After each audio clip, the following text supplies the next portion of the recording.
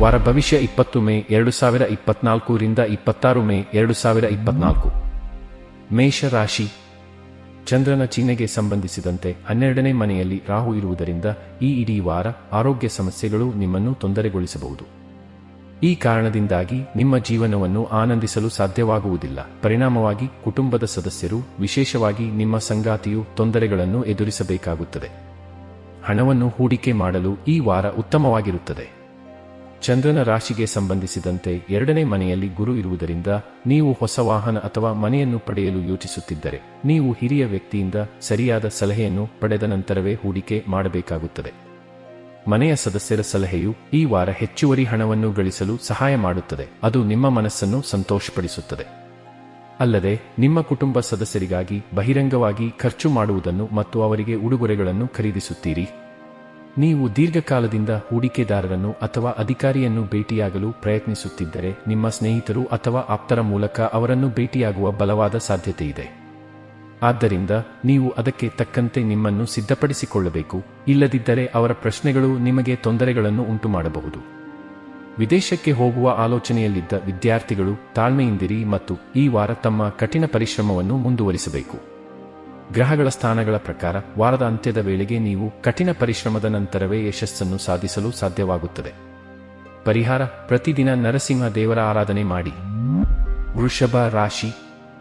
ಚಂದ್ರನ ಚಿಹ್ನೆಗೆ ಸಂಬಂಧಿಸಿದಂತೆ 11ನೇ ಮನೆಯಲ್ಲಿ ರಾಹು ಇರುವುದರಿಂದ ಈ ವಾರ ಏರೋಬಿಕ್ ವ್ಯಾಯಾಮವನ್ನು ಮಾಡುವುದರಿಂದ ಈ ರಾಶಿಯ ಮಹಿಳೆಯರ ಆರೋಗ್ಯದಲ್ಲಿ ಅನುಕೂಲಕರ ಬದಲಾವಣೆಗಳನ್ನು ತರಲು ಸಹಾಯ ಮಾಡುತ್ತದೆ. ಅಲ್ಲದೆ ನೀವು ಹೊರಗಿನ ಆಹಾರವನ್ನು ಸೇವಿಸುವುದನ್ನು ತಪ್ಪಿಸಬೇಕು ಮತ್ತು ನಿಮ್ಮ ಕುಟುಂಬದ ಸದಸ್ಯರ ಆರೋಗ್ಯದ ಬಗ್ಗೆಯೂ ಕಾಳಜಿ ವಹಿಸಬೇಕು. ಚಂದ್ರನ ಚಿಹ್ನೆಗೆ ಸಂಬಂಧಿಸಿದಂತೆ ಮೊದಲ ಮನೆಯಲ್ಲಿ ಗುರು ಇರುವುದರಿಂದ ಈ ವಾರ ನೀವು ಹೆಚ್ಚು ಸೃಜನಶೀಲರಾಗಿರುತ್ತೀರಿ ಮತ್ತು ಹಣಕಾಸಿನ ಲಾಭಗಳ ಸಂಯೋಗಗಳಿರುವುದರಿಂದ ನೀವು ಅದರ ಹೆಚ್ಚಿನ ಪ್ರಯೋಜನವನ್ನು ಪಡೆಯುವುದು ಮುಖ್ಯವಾಗಿದೆ. ಆದ್ದರಿಂದ ನಿರರ್ಥಕ ಮಾತುಕತೆಗಳಲ್ಲಿ ನಿಮ್ಮ ಸಮಯವನ್ನು ವ್ಯರ್ಥ ಮಾಡಬೇಡಿ ಮತ್ತು ಸರಿಯಾದ ದಿಕ್ಕಿನಲ್ಲಿ ನಿಮ್ಮ ಕಠಿಣ ಪ್ರಯತ್ನಗಳನ್ನು ಇರಿಸಿ. ಈ ವಾರ ನಿಮ್ಮ ಸ್ನೇಹಿತರು ಉತ್ತಮ ಯೋಜನೆಯನ್ನು ರೂಪಿಸುವ ಮೂಲಕ ನಿಮ್ಮ ಮನಸ್ಸನ್ನು ಸಂತೋಷಪಡಿಸುತ್ತಾರೆ. ಈ ಯೋಜನೆಯು ಎಲ್ಲೋ ಹೊರಗೆ ಹೋಗುವುದು ಅಥವಾ ಪುನರ್ಮಿಲನವನ್ನು ಹೊಂದಲು ನಿಮಗೆ ಅವಕಾಶ ಸಿಗುತ್ತದೆ. ಈ ವಾರ ಹಿರಿಯ ಅಧಿಕಾರಿಗಳು ಮತ್ತು ನಿಮ್ಮ ಬಾಸ್ ಕೆಲಸದ ಸ್ಥಳದಲ್ಲಿ ಕೋಪದ ಮನಸ್ಥಿತಿಯಲ್ಲಿರುತ್ತಾರೆ. ಈ ಕಾರಣದಿಂದಾಗಿ ಅವರು ನಿಮ್ಮ ಪ್ರತಿಯೊಂದು ಕಾರ್ಯದಲ್ಲಿ ತಪ್ಪುಗಳಿಗಾಗಿ ನಿರಂತರ ಹುಡುಕಾಟದಲ್ಲಿರುತ್ತಾರೆ. ಇದು ನಿಮ್ಮ ನೈತಿಕ ಸ್ಥೈರ್ಯವನ್ನು ಮುರಿಯಲು ಕಾರಣವಾಗಬಹುದು ಮತ್ತು ನೀವು ಕೆಲವೊಮ್ಮೆ ಇತರ ಸಹೋದ್ಯೋಗಿಗಳೊಂದಿಗೆ ಅನಾನುಕೂಲತೆಯನ್ನು ಅನುಭವಿಸಬಹುದು. ಈ ವಾರ ಯಾವುದೇ ವಿಷಯದ ಬಗ್ಗೆ ವಿದ್ಯಾರ್ಥಿಗಳ ಮನಸ್ಸಿನಲ್ಲಿರುವ ಯಾವುದೇ ಸಂದೇಹವು ಸಂಪೂರ್ಣವಾಗಿ ಪರಿಹರಿಸಲ್ಪಡುತ್ತದೆ. ವಿಶೇಷವಾಗಿ ಹಾರ್ಡ್ವೇರ್ ಮತ್ತು ಎಲೆಕ್ಟ್ರಾನಿಕ್ಸ್ ಕಂಪನಿ ಸೆಕ್ರೆಟರಿ, ಕಾನೂನು, ಸಮಾಜ ಸೇವೆ ಓದುತ್ತಿರುವವರು ಈ ಸಮಯದಲ್ಲಿ ತಮ್ಮ ಪರಿಶ್ರಮದಿಂದ ಅಪಾರ ಯಶಸ್ಸನ್ನು ಪಡೆಯಬಹುದು. ಆದ್ದರಿಂದ ವಿಷಯಗಳು ಅಥವಾ ಮನೆಯ ಸಮಸ್ಯೆಗಳ ಬಗ್ಗೆ ಯೋಚಿಸಿ ಸಮಯವನ್ನು ವ್ಯರ್ಥ ಮಾಡಬೇಡಿ ಮತ್ತು ನಿಮ್ಮ ಎಲ್ಲಾ ಗಮನವನ್ನು ನಿಮ್ಮ ಅಧ್ಯಯನಕ್ಕೆ ಮಾತ್ರ ನೀಡಿ. ಪರಿಹಾರ: ಗುರುವಾರ ಗುರು ಗ್ರಹಕ್ಕೆ ಯಾಗಹವನ ಮಾಡಿ. ಮಿಥುನ ರಾಶಿ. ಚಂದ್ರನ ಚಿಹ್ನೆಗೆ ಸಂಬಂಧಿಸಿದಂತೆ ರಾಹು 10ನೇ ಮನೆಯಲ್ಲಿ ಇರುವುದರಿಂದ ಈ ವಾರ ನಿಮ್ಮ ಆರೋಗ್ಯವು ತುಂಬಾ ಉತ್ತಮವಾಗಿರುತ್ತದೆ ಎಂದು ನಿರೀಕ್ಷಿಸಲಾಗಿದೆ. ಈ ಸಮಯದಲ್ಲಿ ಒತ್ತಡವನ್ನು ಉಂಟುಮಾಡುವ ಅಥವಾ ನಿಮಗೆ ಮಾನಸಿಕ ಸಂಕಟವನ್ನು ಉಂಟುಮಾಡುವವರೊಂದಿಗೆ ಬೆರೆಯಲು ನೀವು ಇಷ್ಟಪಡುವುದಿಲ್ಲ. ಇದರಿಂದಾಗಿ ನಿಮ್ಮ ಮಾನಸಿಕ ಆರೋಗ್ಯವು ಉತ್ತಮವಾಗಿರುತ್ತದೆ. ಈ ವಾರ ನೀವು ಬಯಸದಿದ್ದರೂ ಸಹ ವಿರುದ್ಧ ಲಿಂಗದ ವ್ಯಕ್ತಿಯನ್ನು ಆಕರ್ಷಿಸಲು ನಿಮ್ಮ ಬಹಳಷ್ಟು ಹಣವನ್ನು ಖರ್ಚು ಮಾಡಬಹುದು. ಇದು ನಿಮಗೆ ನಂತರ ಕೆಲವು ತೊಂದರೆಗಳನ್ನು ಉಂಟುಮಾಡುತ್ತದೆ. ಆದ್ದರಿಂದ ಇತರರಿಗೆ ಹಣವನ್ನು ಖರ್ಚು ಮಾಡುವಾಗ ನೀವು ಬುದ್ಧಿವಂತಿಕೆಯಿಂದ ವರ್ತಿಸಲು ಪ್ರಯತ್ನಿಸಿ. ಕುಟುಂಬ ಜೀವನದಲ್ಲಿ ಅನುಕೂಲಕರ ಫಲಿತಾಂಶಗಳನ್ನು ಹೊಂದುವ ಸಾಧ್ಯತೆಗಳಿವೆ ಮತ್ತು ಮಗುವಿನ ಜನನದ ಸಾಧ್ಯತೆಯಿದೆ. ಇದು ಕುಟುಂಬದಲ್ಲಿ ಸಮೃದ್ಧಿಯನ್ನು ತರುತ್ತದೆ ಮತ್ತು ಪರಸ್ಪರ ಸಂತೋಷ ಇರುತ್ತದೆ. ಚಂದ್ರನ ರಾಶಿಗೆ ಸಂಬಂಧಿಸಿದಂತೆ 9ನೇ ಮನೆಯಲ್ಲಿ ಶನಿ ಇರುವುದರಿಂದ ಈ ವಾರ ನಿಮ್ಮ ಈ ಹಿಂದೆ ಬಾಕಿ ಉಳಿದಿರುವ ಕೆಲಸಗಳನ್ನು ಸಮಯಕ್ಕೆ ಸರಿಯಾಗಿ ಪೂರ್ಣಗೊಳಿಸಲು ನಿಮಗೆ ಸಾಧ್ಯವಾಗುತ್ತದೆ. ಈ ಕಾರಣದಿಂದಾಗಿ ಈ ರಾಶಿಯವರು ಬಡ್ತಿಗಳು, ಇನ್ಕ್ರಿಮೆಂಟ್ ಮತ್ತು ಕೆಲಸದ ಸ್ಥಳದಲ್ಲಿ ಉನ್ನತ ಸ್ಥಾನಗಳನ್ನು ಪಡೆಯುವ ಬಲವಾದ ಸಾಧ್ಯತೆಯಿದೆ. ಈ ವಾರ ನೀವು ಪಡೆಯುವ ವೈಫಲ್ಯಗಳು ನಿಮ್ಮಲ್ಲಿ ಆತ್ಮವಿಶ್ವಾಸವನ್ನು ಕಳೆದುಕೊಳ್ಳುವಂತೆ ಮಾಡುತ್ತವೆ. ಆದ್ದರಿಂದ ಎಲ್ಲಕ್ಕಿಂತ ಹೆಚ್ಚಾಗಿ ನೀವು ಅರ್ಥ ಮಾಡಿಕೊಳ್ಳಬೇಕು, ಪ್ರತಿ ಬಾರಿಯೂ ಯಶಸ್ವಿಯಾಗಲು ನಮಗೆ ಸಾಧ್ಯವಿಲ್ಲ. ಪರಿಹಾರ: ಪ್ರತಿದಿನ ವಿಷ್ಣು ಸಹಸ್ರನಾಮವನ್ನು ಪಠಿಸಿ. ಕಟಕ ರಾಶಿ. 8ನೇ ಮನೆಯಲ್ಲಿ ಶನಿ ಇರುವುದರಿಂದ ಸಾಮಾಜಿಕ ಸಂವಹನಕ್ಕಿಂತ ನಿಮ್ಮ ಆರೋಗ್ಯಕ್ಕೆ ನೀವು ಮೊದಲ ಆದ್ಯತೆ ನೀಡಬೇಕು.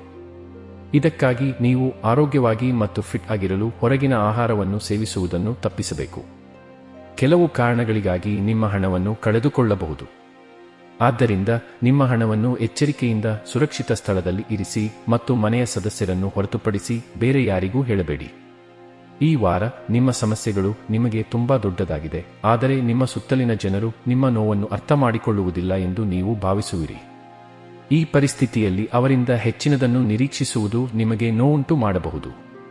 ಆದ್ದರಿಂದ ಈ ವಾರ ಇತರರಿಂದ ಹೆಚ್ಚಿನದನ್ನು ನಿರೀಕ್ಷಿಸುವುದನ್ನು ತಪ್ಪಿಸಿ. ಚಂದ್ರನ ಚಿಹ್ನೆಗೆ ಸಂಬಂಧಿಸಿದಂತೆ 9ನೇ ಮನೆಯಲ್ಲಿ ರಾಹು ಇರುವುದರಿಂದ ನೀವು ಉದ್ಯೋಗಸ್ಥರಾದರೆ ಈ ವಾರ ನಿಮ್ಮ ಕೆಲಸದ ಸ್ಥಳದಲ್ಲಿ ಜಾಗರೂಕರಾಗಿರಬೇಕು. ಇಲ್ಲದಿದ್ದರೆ ನಿಮ್ಮ ಸಹೋದ್ಯೋಗಿಗಳು ಮುಂದಿಟ್ಟಿರುವ ಯೋಜನೆ ಮತ್ತು ಸಂಚುಗಳಿಂದಾಗಿ ನೀವು ದೊಡ್ಡ ತೊಂದರೆಗೆ ಸಿಲುಕುವ ಸಾಧ್ಯತೆಯಿದೆ. ಈ ವಾರ ಈ ರಾಶಿಚಕ್ರ ಚಿಹ್ನೆಯ ಹೆಚ್ಚಿನ ವಿದ್ಯಾರ್ಥಿಗಳು ಕಡಿಮೆ ಪ್ರಯತ್ನದಿಂದ ಯಶಸ್ಸನ್ನು ಪಡೆಯುತ್ತಾರೆ ಮತ್ತು ಅವರು ಸಮಾಜದಲ್ಲಿ ಚರ್ಚಿಸಲ್ಪಡುತ್ತಾರೆ. ಇದು ಅವರ ಆತ್ಮವಿಶ್ವಾಸವನ್ನು ಹೆಚ್ಚಿಸುತ್ತದೆ ಮತ್ತು ಜೀವನದ ಎಲ್ಲಾ ಹಂತಗಳಲ್ಲಿ ಹೆಚ್ಚಿನ ಪ್ರಗತಿ ಮತ್ತು ಯಶಸ್ಸನ್ನು ಸಾಧಿಸಲು ಅವರನ್ನು ಪ್ರೋತ್ಸಾಹಿಸುತ್ತದೆ. ಪರಿಹಾರ: ಓಂ ವಾಯುಪುತ್ರಾಯ ನಮಃ ಎಂದು ಪ್ರತಿದಿನ 11 ಬಾರಿ ಜಪಿಸಿ. ಸಿಂಹ ರಾಶಿ. 10ನೇ ಮನೆಯಲ್ಲಿ ಗುರು ಇರುವುದರಿಂದ ಈ ವಾರ ನಿಮಗೆ ಹೆಚ್ಚು ಸಂತೋಷವನ್ನುಂಟು ಮಾಡುವ ಅಥವಾ ನಿಮ್ಮ ಆಸೆಗಳನ್ನು ಪೂರೈಸುವ ವಿಷಯಗಳಲ್ಲಿ ನೀವು ಸಮಯ ನೀಡಲು ಸೂಚಿಸಲಾಗುತ್ತದೆ. ಮಾನಸಿಕ ಒತ್ತಡದಿಂದ ದೂರ ಉಳಿಯಲು ಇದು ನಿಮಗೆ ಸಹಾಯ ಮಾಡುತ್ತದೆ. ಚಂದ್ರನ ಚಿಹ್ನೆಗೆ ಸಂಬಂಧಿಸಿದಂತೆ 7ನೇ ಮನೆಯಲ್ಲಿ ಶನಿ ಇರುವುದರಿಂದ ಈ ವಾರ ಅನೇಕ ಸ್ಥಳೀಯರು ತಮ್ಮ ಸಂಗಾತಿಗಾಗಿ ಹಣವನ್ನು ಖರ್ಚು ಮಾಡುವುದನ್ನು ಕಾಣಬಹುದು. ನೀವು ಅವರೊಂದಿಗೆ ಸುಂದರವಾದ ಪ್ರಯಾಣವನ್ನು ಯೋಜಿಸಲು ಸಾಧ್ಯವಿದೆ, ಏಕೆಂದರೆ ಈ ಸಮಯದಲ್ಲಿ ನಿಮ್ಮ ಸಂಬಳವು ಹೆಚ್ಚಾಗುತ್ತದೆ. ಆದಾಗ್ಯೂ ಹೆಚ್ಚು ಹಣವನ್ನು ಖರ್ಚು ಮಾಡುವುದು ನಿಮಗೆ ಒಳ್ಳೆಯದಲ್ಲ. ಈ ವಾರ ನಿಮ್ಮ ತಾಯಿಯ ಆರೋಗ್ಯವು ಪರಿಪೂರ್ಣವಾಗಲಿದೆ ಮತ್ತು ಇದು ಹಲವಾರು ತೊಂದರೆಗಳನ್ನು ತೊಡೆದುಹಾಕಲು ನಿಮಗೆ ಸಹಾಯ ಮಾಡುತ್ತದೆ. ಅಲ್ಲದೆ ನಿಮ್ಮ ತಂದೆಯು ಕೆಲಸದ ಸ್ಥಳದಲ್ಲಿ ಪ್ರಗತಿಗೆ ಹಲವಾರು ಅವಕಾಶಗಳನ್ನು ಪಡೆಯುತ್ತಾರೆ ಮತ್ತು ಹೀಗಾಗಿ ನಿಮ್ಮ ಕುಟುಂಬದಲ್ಲಿ ಧನಾತ್ಮಕ ವಾತಾವರಣವಿರುತ್ತದೆ. ಈ ರಾಶಿಯ ವ್ಯಾಪಾರಿಗಳು ಈ ವಾರ ವ್ಯಾಪಾರದ ಅವಶ್ಯಕತೆಗಳನ್ನು ಪೂರೈಸಲು ಅಪೇಕ್ಷಿಸದ ಪ್ರಯಾಣವನ್ನು ಮಾಡಬೇಕಾಗಬಹುದು. ಆದ್ದರಿಂದ ಈ ಪ್ರಯಾಣವನ್ನು ಈಗಲೇ ತಪ್ಪಿಸುವುದು ಉತ್ತಮ, ಇಲ್ಲದಿದ್ದರೆ ಅದು ನಿಮಗೆ ಮಾನಸಿಕ ಒತ್ತಡ ಮತ್ತು ಆರ್ಥಿಕ ನಷ್ಟವನ್ನು ಉಂಟುಮಾಡುತ್ತದೆ. ಈ ವಾರ ಯಾವುದೇ ವಿಷಯದ ಬಗ್ಗೆ ವಿದ್ಯಾರ್ಥಿಗಳ ಮನಸ್ಸಿನಲ್ಲಿರುವ ಯಾವುದೇ ಸಂದೇಹವು ಸಂಪೂರ್ಣವಾಗಿ ಪರಿಹರಿಸಲ್ಪಡುತ್ತದೆ. ವಿಶೇಷವಾಗಿ ಹಾರ್ಡ್ವೇರ್ ಮತ್ತು ಎಲೆಕ್ಟ್ರಾನಿಕ್ಸ್ ಕಂಪನಿ ಸೆಕ್ರೆಟರಿ, ಕಾನೂನು, ಸಮಾಜ ಸೇವೆ ಓದುತ್ತಿರುವವರು ಈ ಸಮಯದಲ್ಲಿ ತಮ್ಮ ಪರಿಶ್ರಮದಿಂದ ಅಪಾರ ಯಶಸ್ಸನ್ನು ಪಡೆಯಬಹುದು. ಪರಿಹಾರ: ಭಾನುವಾರದಂದು ಸೂರ್ಯ ದೇವರಿಗೆ ಅರ್ಘ್ಯ ಜಲವನ್ನು ಅರ್ಪಿಸಿ. ಕನ್ಯಾ ರಾಶಿ. ಕೇತುವು ಮೊದಲ ಮನೆಯಲ್ಲಿ ಇರುವುದರಿಂದ ನ್ಯಾಯಾಲಯದಲ್ಲಿ ಪ್ರಕರಣವಿದ್ದರೆ ಅದರ ಫಲಿತಾಂಶದ ಬಗ್ಗೆ ನಿರಂತರವಾಗಿ ಯೋಚಿಸುವುದು ನಿಮ್ಮನ್ನು ಚಿಂತೆಗೀಡು ಮಾಡುತ್ತದೆ. ಇದರಿಂದ ನಿಮ್ಮ ಕುಟುಂಬದ ವಾತಾವರಣವು ಪ್ರಕ್ಷುಬ್ಧವಾಗುತ್ತದೆ. ಉದ್ಯೋಗದಲ್ಲಿರುವ ಸ್ಥಳೀಯರಿಗೆ ಈ ವಾರ ಹಣದ ಅವಶ್ಯಕತೆ ಇರುತ್ತದೆ, ಆದರೆ ದುಂದುವೆಚ್ಚಗಳನ್ನು ಮಾಡಿರುವುದರಿಂದ ಸಾಕಷ್ಟು ಹಣ ಇರುವುದಿಲ್ಲ. ಇದು ತೊಂದರೆ ನೀಡಬಹುದು.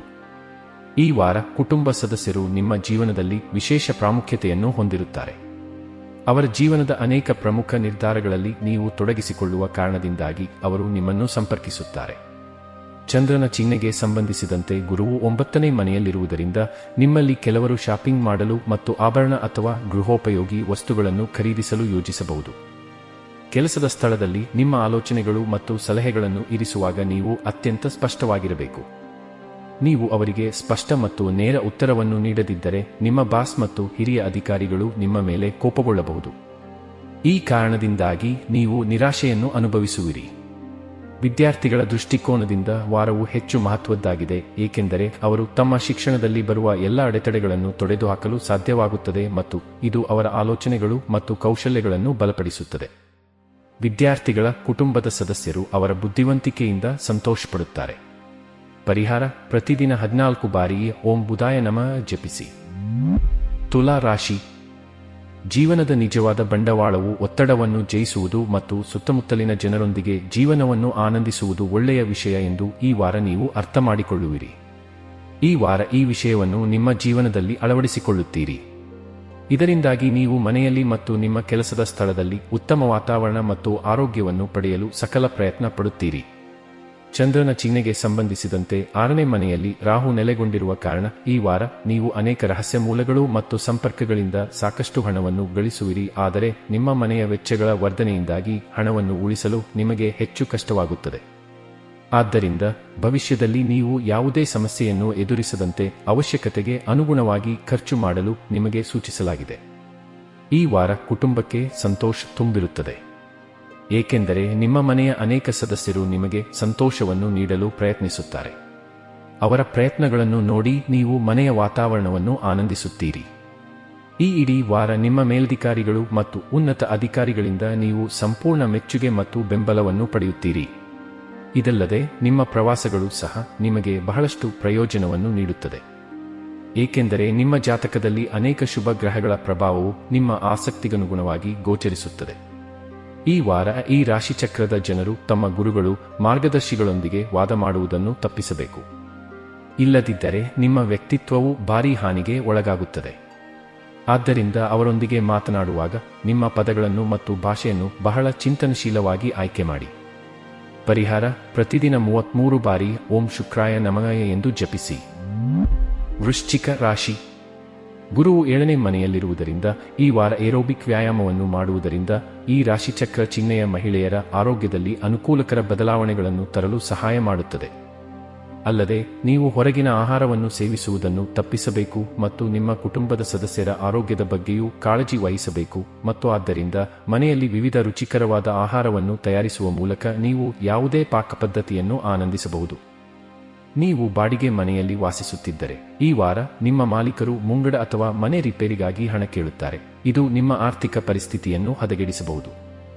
ಆದ್ದರಿಂದ ಮೊದಲಿನಿಂದಲೂ ಸಾಕಷ್ಟು ಉಳಿತಾಯ ಮಾಡಿ ಯಾವುದೇ ಹಣಕಾಸಿನ ಪರಿಸ್ಥಿತಿಗೆ ಮುಂಚಿತವಾಗಿ ನಿಮ್ಮನ್ನು ಸಿದ್ಧಪಡಿಸುವುದು ಉತ್ತಮ.